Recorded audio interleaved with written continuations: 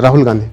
छोटा बाबा, मेरे देश में मैं सुरक्षित हूं क्योंकि भगवान ने मुझे सुरक्षित किया है, मेरे देश ने, मेरी सरकार ने मुझे सुरक्षित किया है।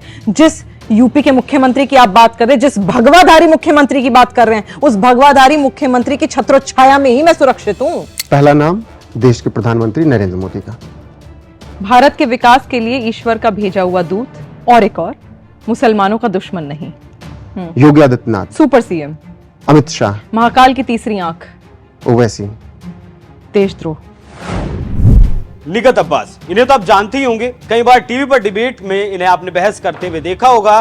बीजेपी का पक्ष ये रखा करती थी, सोशल एक्टिविस्ट के तौर पर भी काम ये किया करती थी। एनएमएफ न्यूज ने भी जब इनका इंटरव्यू किया था तो प्रधानमंत्री मोदी और यूपी के सीएम योगी आदित्यनाथ की तारीफों में इन्होंने खूब पुल बांधे थे। बात ज्यादा पुरानी नहीं है, कुछ ही महीनों पुरानी है, लेकिन राजनीति में नेताओं की भावनाएं कुछ ही घंटों में भी बदल जाती हैं। ठीक वैसे ही इनकी भी भावनाएं बदल गई और योगी आदित्यनाथ का बटेंगे तो कटेंगे नारा इन्हें इतना चुभा कि इन्होंने बीजेपी का दामन छोड़कर कांग्रेस का हाथ थाम लिया। सत्ताधारी पार्टी को कहीं भी शोभा नहीं देता कि वो बटेंगे तो कटेंगे वाली राजनीति कर मैं सरल भाषा में इस बात को कहूंगी, एक तरह से एक समुदाय के लोगों को चाबी लगाने का काम किया जा रहा था। अब एक मुस्लिम नेत्री ने सवाल उठाया है, मुसलमानों को डरा हुआ बताया है, तो मोहम्मद जुबैर को तो बाहर निकलना ही था। लोग इन्हें क्लिप कटवा के नाम से भी पुकारते हैं और नुपुर शर्मा आज जिन हालातों में है वो इन्हीं की देन है। खैर, लिगत अब्बास के ऐलान से भाई साहब की बाँछें खिल गई और अपनी रोजी रोटी के जरिए एक्स पर आए और बीजेपी नेत्री नाजिया इलाही खान पर निशाना साध लिया। जुबैर ने एक्स पर लिखा, लिगत अब्बास कांग्रेस में शामिल हो गई, तो भाजपा अल्पसंख्यक नेता नाजिया इलाही कांग्रेस में कब शामिल होंगी। अब नाजिया इलाही पर पर्सनल अटैक तो जुबैर ने कर दिया, लेकिन सोचा नहीं होगा कि जवाब जरा दूसरे अंदाज में मिलेगा। नाजिया ने जुबैर को जवाब देते हुए एक्स पर लिखा, ये क्लिप कटवा मुझे निशाना बना रहा है। इस बार आपने मोहम्मद लुंगी छाप को निशाना बनाने के लिए गलत महिलाओं को चुना है, समझ गए।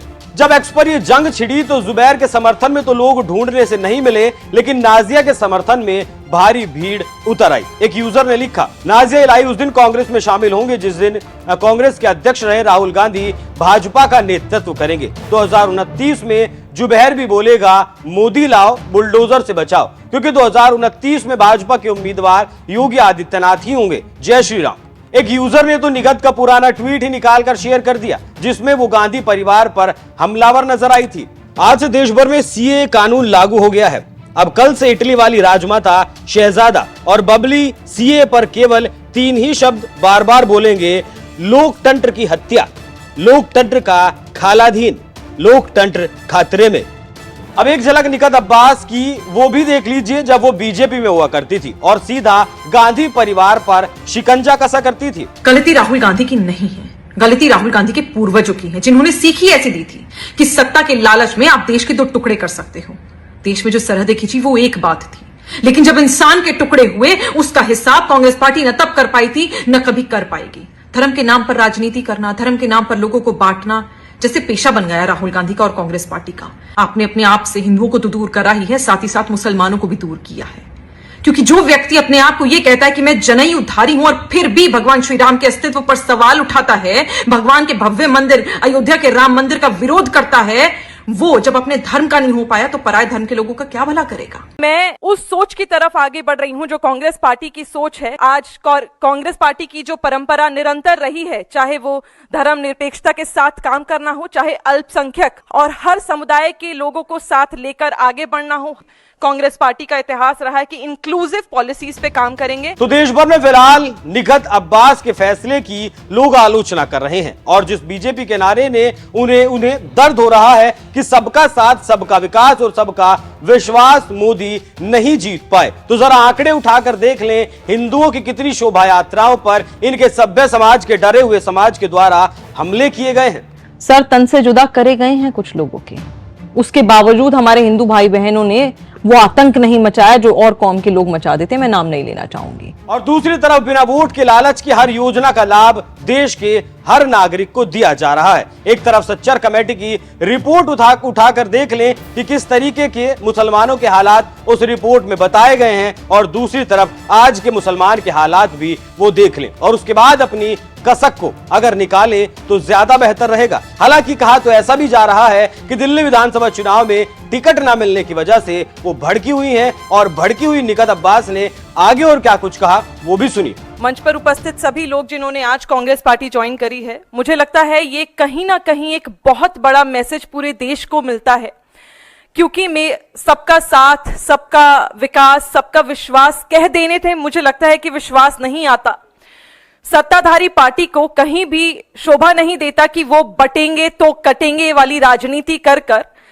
मैं सरल भाषा में इस बात को कहूंगी, एक तरह से एक समुदाय के लोगों को चाबी लगाने का काम किया जा रहा था कि आप उकसोगे तो लड़ोगे, और वही काम आज भारतीय जनता पार्टी ने करा है, चाहे वो उत्तर प्रदेश हो चाहे पूरे देश में हो। जहां जहां सरकार है वहां वहां लगातार एक समुदाय को सेकंड क्लास सिटीजन बनाकर छोड़ दिया गया है, और यही कारण रहा कि मैं उस सोच की तरफ आगे बढ़ रही हूं जो कांग्रेस पार्टी की सोच है कि साथ रहेंगे तो मजबूत रहेंगे।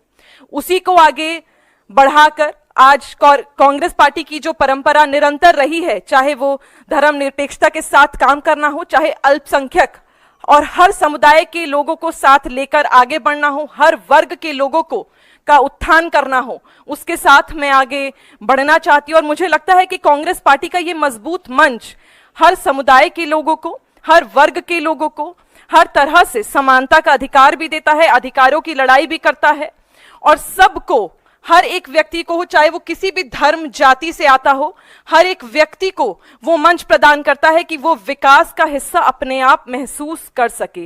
डर की राजनीति को खत्म करने का समय आ गया है, भारतीय जनता पार्टी की कट्टरता को खत्म करने का समय आ गया है, और दिन प्रतिदिन आप देखिएगा कांग्रेस पार्टी किस तरह मजबूती से आगे बढ़ रही है, क्योंकि इतिहास गवाह रहा है।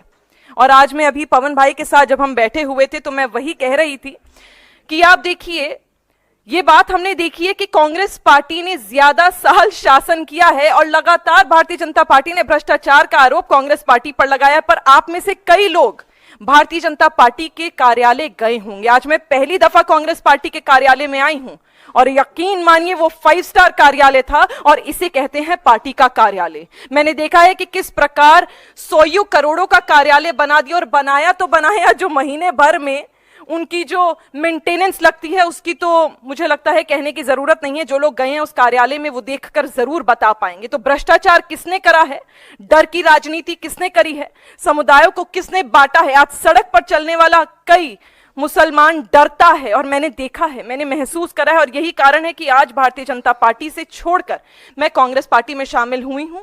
और मुझे, जैसे कि मैंने कहा, इस मंच के माध्यम से अपनी कौम का, देश की लोगों का, हर कौम का सेवा करने का मौका मिलेगा, रोजगार को बढ़ावा देने का मौका मिलेगा, सोशल इक्वालिटी पे काम करने का मौका मिलेगा, और जैसे कि कांग्रेस पार्टी का इतिहास रहा है कि इंक्लूसिव पॉलिसीज पे काम करेंगे।